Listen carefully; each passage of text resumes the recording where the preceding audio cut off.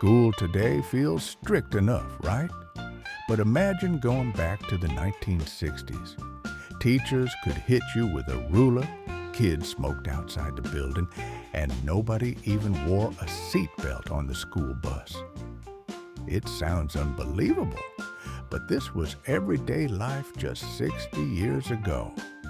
In this video, we'll explore 10 shocking things about schools in the 1960s. And trust me, by the end, you'll be glad you didn't grow up back then. In today's world, if a teacher even raises their voice too much, parents might complain. But in the 1960s, teachers had far more power. If you misbehaved, you could be hit with a wooden ruler across your knuckles.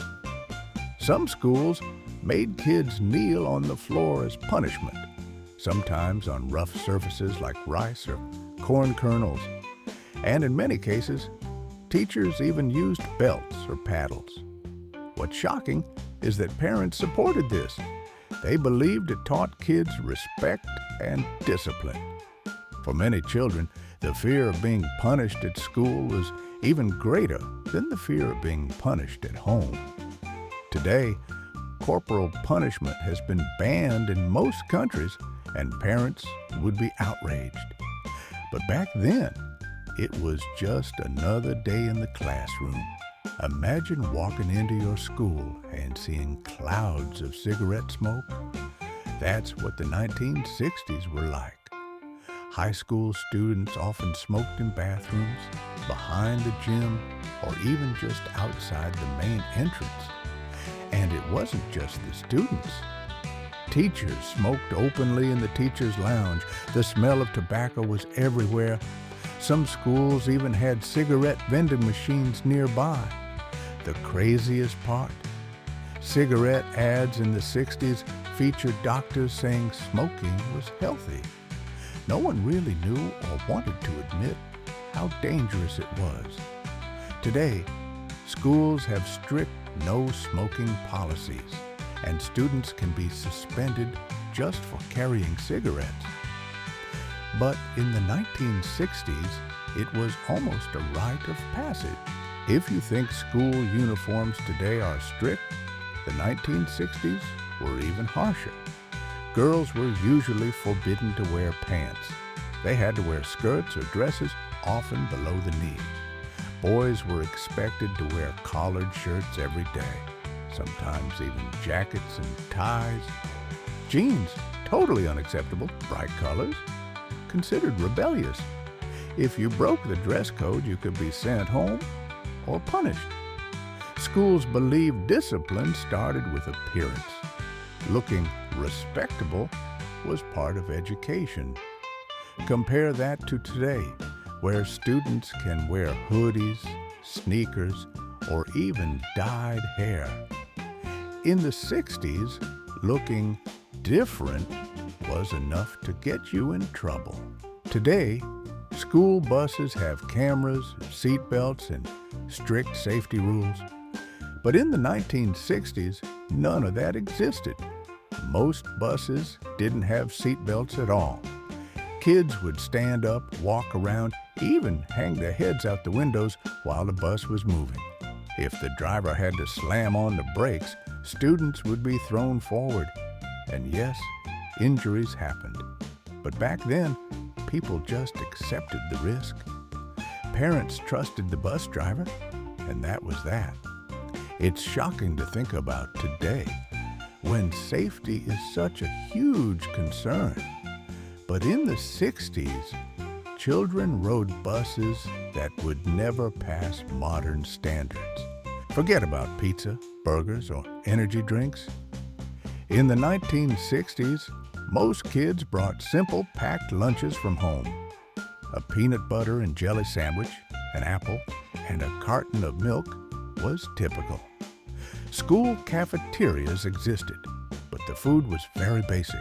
No fast food, no vending machines, no sugary snacks. Some kids even brought homemade soups in thermoses. Nutrition wasn't a big discussion. There were no labels with calories or sugar content. Parents just gave kids something quick and cheap. Compared to today's fast food culture, it seems almost innocent, but also very limited. Classroom technology in the 1960s was very different. There were no computers, no calculators, no smart boards. Students wrote everything by hand, often with ink pens that had to be refilled. The most advanced tool was the overhead projector, or a film strip machine. Teachers would wheel them in, and kids thought it was a big event.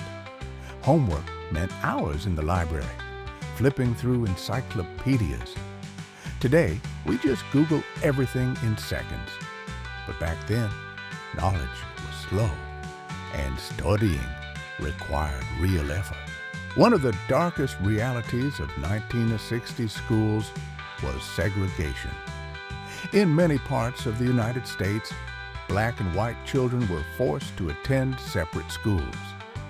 The schools for black students often had fewer resources, worse buildings, and outdated textbooks. The civil rights movement fought hard to end this, and while laws began to change in the mid-60s, real integration took years. It's shocking to think that only 60 years ago, children were divided by race in classrooms. Today, it's unthinkable. But back then, it was part of daily life. Education in the 1960s was all about memorization. Students had to recite multiplication tables, historical dates, and grammar rules by heart. There was little room for creativity or personal expression. Asking why too often might even get you in trouble. Teachers expected obedience, not curiosity. Compare that to today, where schools encourage group projects, presentations, and critical thinking. In the 60s, knowledge was about repetition, not innovation. Classrooms in the 60s were not designed for comfort. Students sat on hard wooden desks for hours, talking without permission, passing notes, or even laughing too much could lead to punishment. Mental health wasn't discussed. If you struggled, you were labeled as lazy or a troublemaker. Discipline was seen as the solution to everything. Today, schools try to balance discipline with support. But in the 1960s, it was all about control and obedience. Schools in the 1960s lacked many safety features we take for granted today. Fire drills were rare. Emergency exits were limited. Buildings often used asbestos in ceilings and lead-based paint on walls. Dangerous materials we now know cause serious health problems. But back then, nobody questioned it. Kids just studied, completely unaware they were surrounded by hazards. Today, entire safety codes exist to protect students. But in the 60s, danger was simply part of the background. Looking back, the schools in the 1960s were strict, sometimes dangerous, and full of shocking habits that would never be allowed today. Some say it built stronger kids. Others say it was reckless and harmful. But here's the question. Would you survive a single day in a 1960s classroom? Tell me your answer in the comments, and don't forget to subscribe. Because next time, we'll uncover even more surprising truths from the past.